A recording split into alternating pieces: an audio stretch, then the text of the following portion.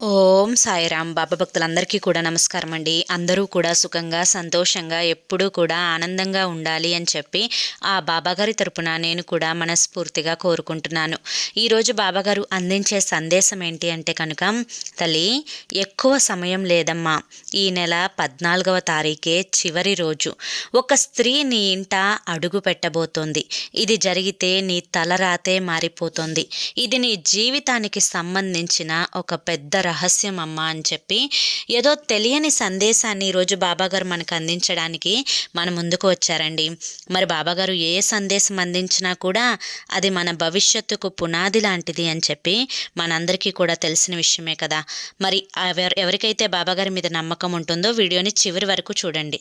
దానికంటే ముందు చాలామంది కూడా గురువుగారి గురించి అడుగుతున్నారండి. అక్క, ఎన్నో రకాల సమస్యలతో మేము సతమతమైపోతున్నాము, మీకు తెలిసిన గురువుగారు ఎవరన్నా ఉంటే చెప్పండి అక్క అని చెప్పి అడుగుతున్నారు. నేను పదే పదే ఈ గురువుగారి గురించే ఎందుకు చెప్తున్నాను అంటే కనుక, నేను జీవితంలో కష్ట సమయంలో ఉన్నప్పుడు ఈ కష్టం నుంచి బయటపడగలనా అనుకున్నాను. అటువంటి సమయంలో గురువుగారిని కాంటాక్ట్ అయ్యాను. గురువుగారు చేసిన పూజల వల్ల చాలా తేలికగా ఈ కష్టం నుంచి బయటపడిపోయాను. అలాగే మీ జీవితాలలో ఎటువంటి సమస్యలున్నా కానీ శ్రీ షిరిడి సాయిబాబా ఆశీస్సులతో జ్యోతిష్యం చెప్పబడను. గురూజీ శివరామరాజు గారు. Phone number 995994225552. మీరు ఇప్పటి వరకు ఎన్నో చోట్ల జ్యోతిష్యం చెప్పించుకొని మీరు ఆశించిన మార్పులు మీ జీవితాలలో జరగలేదని చెప్పి బాధపడి ఉంటారు. కానీ ఇక్కడ అస్సలు అలా జరగదండి. మీ సమస్యలు ఏవైతే ఉన్నాయో, ప్రేమ, పెళ్లి, ఉద్యోగం, రాజకీయం, సంతానం లేక ఇబ్బంది పడుతున్నా, భార్యాభర్తల మధ్య గొడవలున్నా, అప్పుల సమస్యలున్నా, శత్రువుల సమస్యలున్నా, మరి ఏ ఇతర పర్సనల్ సమస్యలున్నా కానీ అవేంటో మీరు గురువుగారికి వివరించి చెప్పినట్లయితే వాటికి తగిన పూజలు చేసి మీకు రోజులలోనే గురువుగారు పరిష్కారాన్ని చూపిస్తారు. గురువుగారు చెప్పినట్లు 100కు 1000% జరుగుతుంది. కాంటాక్ట్ అవ్వండి. ఇక బాబాగారి యొక్క సందేశం విషయానికి వస్తే, తల్లి, సమయం లేదు అని చెప్పి ఎందుకు చెప్పాననుకుంటున్నావు? బిడ్డ, నీ జీవితంలో నువ్వు పడుతున్న ప్రతి సమస్య నాకు తెలుసు తల్లి. ప్రతి కష్టం కూడా నాకు తెలుసు. కానీ తెలియని వారందరూ కూడా నీ గురించి ఏమనుకుంటారు అంటే కనుక, నువ్వు చాలా ఆనందంగా ఉన్నావు, సంతోషాలని అనుభవిస్తూ ఉన్నావు అని చెప్పి. కానీ నిన్ను ఎంతో దగ్గరగా గమనిస్తే కానీ నువ్వు పడుతున్న కష్టాలేంటో తెలియవు. ఇదంతా కూడా నీ మంచితనమే తల్లి. ఎందుకంటే నువ్వు పడుతున్న కష్టాలకు 10 మందికి ఎవరికి చెప్పుకోవు. నీకు నువ్వే మనోవేదన అనుభవిస్తూ ఉన్నావు. ఇప్పటి వరకు మానసికంగా ఎన్నో సమస్యలను నిలదొక్కుని బ్రతికావు. అసలు ఒక్కసారి వెనక్కి తిరిగి వెళ్ళి చూసుకున్నావా? ఎన్ని సమస్యలు, ఎన్ని కష్టాలు, ఎన్నింటిని దాటుకొని నువ్వు ఈ రోజున ఈ స్థాయిలో ఉన్నావో తెలుసా? అసలు నాకే ఆశ్చర్యంగా ఉంది. నా బిడ్డ ఇన్ని కష్టాలను తట్టుకుందా, ఇన్ని బాధలను పడిందా అని చెప్తే ఈ తండ్రిగా నేనే నమ్మలేకపోతున్నాను. కానీ వీటన్నింటినీ కూడా చాలా తేలికగా దాటుకొని వచ్చావు. కాకపోతే మానసికంగా భయపడిపోతూ ఉన్నావు కదా. మానసికంగా వామ్మో, మళ్ళీ నాకు ఏ కష్టం వస్తుందో, ఏ బాధ నన్ను హింసిస్తుందో అని చెప్పి బాధలు కూడా అలవాటైపోయాయి కదా తల్లి. నా యొక్క దరిద్రం ఈ రకంగా ఉండబట్టే నాకు ఈ కష్టం వస్తుంది, నాకు తెలుసు ముందుగానే అని చెప్పి మనసులోనే నిన్ను నువ్వే చెప్పుకొని, అంటే నీకు నువ్వే చెప్పుకొని ఈ కష్టాలన్నింటికీ కూడా అలవాటు పడిపోయావు కదా తల్లి. అన్నింటినీ కూడా గమనిస్తూ ఉన్నాను.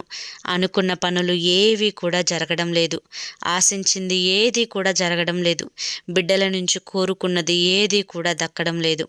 వీటన్నింటికీ కూడా కారణం ఏదై ఉంటుంది?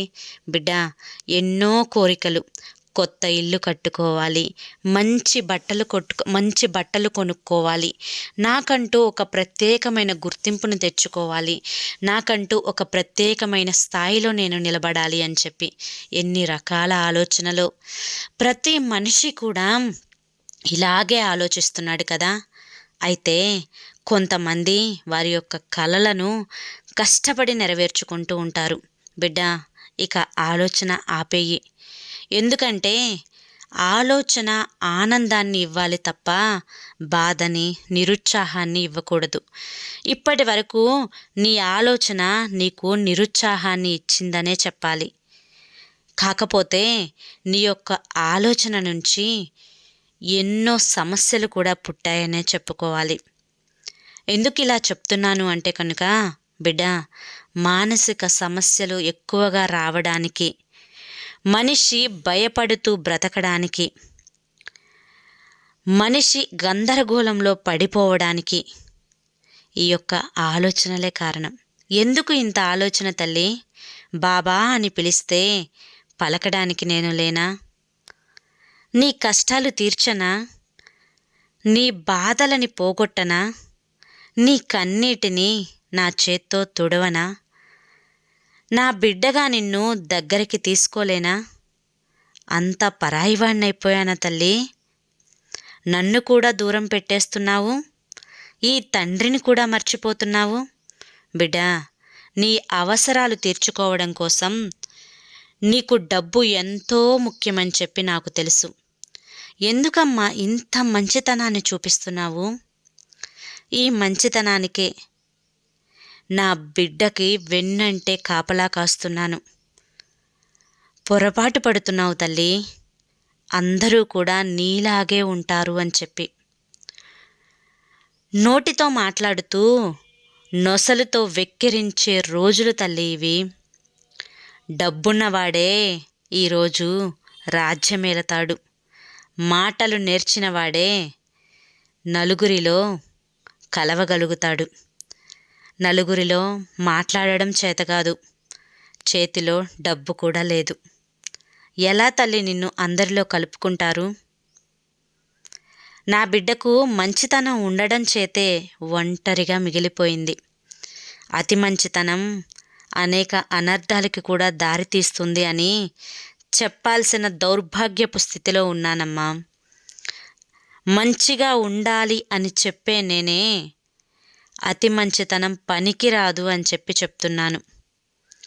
ఎందుకు నీ తండ్రి ఈ విధంగా చెప్తున్నారు అని చెప్పి ఆశ్చర్యపోతున్నావా? ఏ తండ్రైనా కానీ తన బిడ్డ మంచి మాత్రమే కోరుకుంటారు, తన బిడ్డ సంతోషాన్ని మాత్రమే కోరుకుంటారు. అంతేకాని తన బిడ్డ మోసపోవాలి, నలుగురిలో నవ్వుల పాలవ్వాలి, నలుగురు తెలివితేటలు నా బిడ్డపై ప్రవర్తించి, నా బిడ్డపై చూపించి, నా బిడ్డను పిచ్చిదాన్ని చేయాలి అని చెప్పి ఏ తండ్రైనా కోరుకుంటాడా చెప్పు? ఇప్పుడు జరుగుతున్నది నీ విషయంలో కూడా అదే తల్లి. కనుకనే నీకు తెలివితేటలు నేర్పించడానికే ఈరోజు నీ ముందుకు వచ్చాను. ఒక మనిషి సంతోషంగా జీవితంలో ముందడుగు వేస్తున్నాడు అంటే దానికి కారణం, ఆ మనిషి సంతోషానికి కారణం ఎన్నో అవ్వచ్చు. ఒకటి, కుటుంబ పరంగా సంతోషంగా ఉంటే ఆ మనిషి సంతోషంగా ఉండొచ్చు. రెండవది, డబ్బుకు ఏ లోటు లేకుండా ఉంటే ఆ మనిషి సంతోషంగా ఉండొచ్చు. తల్లి, నీకు డబ్బు ఎంతో అవసరం. నీకు కావలసినంత డబ్బు నీ దగ్గర ఉంటే అది నీ అవసరాలని తీరుస్తుంది, నీ కోరికలను తీరుస్తుంది. ఇప్పటి వరకు ఎంతో పిచ్చిగా బ్రతికావమ్మా. ఇకపైనైనా కానీ తెలివిగా ఆలోచించు. మనిషి కొండంత కష్టాన్ని చేసినా కూడా ఆవగింజంత అదృష్టాన్ని తప్పకుండా పొందగలగాలి. కానీ ఆ అదృష్టాన్ని నువ్వు పొందలేకపోతున్నావు. నీ మీద దైవానుగ్రహం తక్కువగా ఉంది తల్లి. నువ్వు దైవానుగ్రహాన్ని పెంచుకోవాలి. అలా దైవానుగ్రహం పెంచుకోవాలి అనుకుంటే నువ్వు ఒక స్త్రీని ఆహ్వానించాలి. ఆ స్త్రీ ఈ నెల 14వ తారీఖు నీ ఇంట అడుగు పెట్టాలి అని చెప్పి చూస్తూ ఉంది. మరి ఆ స్త్రీని హారతిచ్చి ఆహ్వానం పలుకుతావా? ఆ స్త్రీ నీ ఇంట అడుగు పెట్టింది అంటే ఇప్పుడు పడిన కష్టాలు ఏవి కూడా నీకు గుర్తుకు రావు తల్లి. ఎందుకంటే ఆ స్త్రీ నీ ఇంట అడుగు పెట్టిన దగ్గర నుంచి నీ ఇల్లు సిరి సంపదలతో, సంతోషాలతో, ఆనందాలతో తులతూగిపోతూ ఉంటుంది. బిడ్డ, నమ్మడం లేదా? నమ్మశక్యం కావడం లేదా? నిజం చెప్తున్నాను, ఒట్టేసి చెప్తున్నాను తల్లి. ఆ స్త్రీ నీ ఇంట 14వ తారీఖు అడుగు పెట్టబోతుంది.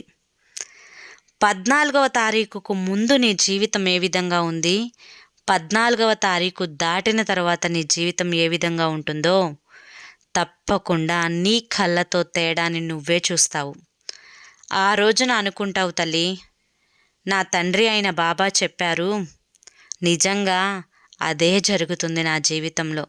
అయ్యో, ఇన్ని సంవత్సరాల నుంచి పిచ్చిదానిలా లేదా పిచ్చివాడిలా బ్రతికానేంటి, ఇకనైనా కానీ నా కష్టాలన్నీ కూడా దూరమైపోతున్నాయి, నా బాధలన్నింటికీ కూడా ఒక ఫుల్ స్టాప్ పడబోతుంది అని ఖచ్చితంగా నువ్వే అనుకుంటావు. బిడ్డ, 14వ తారీఖు ఏ స్త్రీ నీ ఇంట అడుగు పెట్టబోతుందో తెలుసా? సాక్షాత్తు ఆ మహాలక్ష్మి అమ్మవారు. అమ్మవారి జయంతి 14వ తారీఖు. పాల కడలి నుంచి అమ్మవారు ఉద్భవించిన రోజు. ఇది చాలామందికి తెలిసి ఉండవచ్చు, తెలియక ఉండవచ్చు. ఒకవేళ నువ్వు ఇప్పుడే తెలుసుకున్నట్లయితే నిజంగా నువ్వు చాలా అంటే చాలా అదృష్టవంతురాలివి తల్లి. సాక్షాత్తు ఆ అమ్మవారి యొక్క కరుణ నీ మీద ఉండబట్టే, ఆ అమ్మవారి యొక్క ఆశీర్వాదాన్ని నువ్వు పొందుతున్నావు కాబట్టే, పొందబోతున్నావు కాబట్టే ఈ యొక్క సందేశం నీ చెవిన పడింది అని చెప్పి ఖచ్చితంగా సంతోషపడు, సంబరపడు. అవును తల్లి, ఈ మార్చి నెల 14వ తారీఖు పాల కడలి నుంచి అమ్మవారు ఉద్భవించిన రోజు. అమ్మవారి జయంతి ఈరోజు, అమ్మవారు పుట్టినరోజు ఈరోజు. తల్లి, నీ పుట్టినరోజున నువ్వు ఎంతో సంతోషంగా గడుపుకుంటావు కదా, అలాగే అమ్మవారు పుట్టినరోజు కూడా ఎవరైతే సంతోషంగా జరుపుకుంటారో ఆ ఇంటిని అమ్మవారు పుట్టినిల్లుగా, ఆ ఇంట సిరి సంపదలు విరిసిల్లేలా, ఆ ఇంట ఏ కష్టము లేకుండా ఉండేలా అమ్మవారు కోరుకుంటుంది. తల్లి, ఏ బిడ్డైనా కానీ తన పుట్టిల్లు ఆనందంగా ఉండాలనే కదా కోరుకుంటుంది. మరి ఆ పుట్టింట్లో ఏదన్నా కష్టం వస్తే, బాధ వస్తే ఆ బిడ్డ చేయగలిగిన సహాయం తప్పకుండా చేస్తుంది కదా, అవునా కాదా? అవును అనే కదా నీ సమాధానం తల్లి? అవునమ్మా. అలాగే నీ ఇంట లక్ష్మీదేవి జయంతి నువ్వు జరుపుకున్నప్పుడు ఆ అమ్మవారు కూడా నీ ఇంటిని పుట్టినిల్లులాగానే చూసుకుంటుంది. నీ ఇంట్లో స్థిర నివాసం ఉండాలి అని చెప్పి కోరుకుంటుంది. నీ ఇంటికి ఏ కష్టము రాకూడదు అని చెప్పి కోరుకుంటుంది.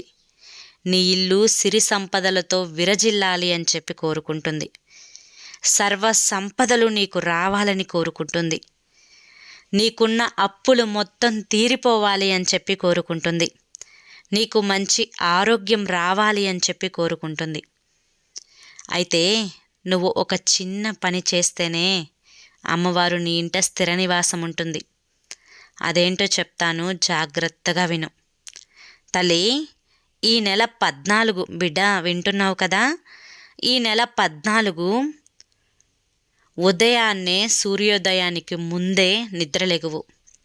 నిద్ర లేచిన తర్వాత ఇల్లు వాకిళ్ళు అన్నీ కూడా చక్కగా శుచిగా శుభ్రం చేసుకో.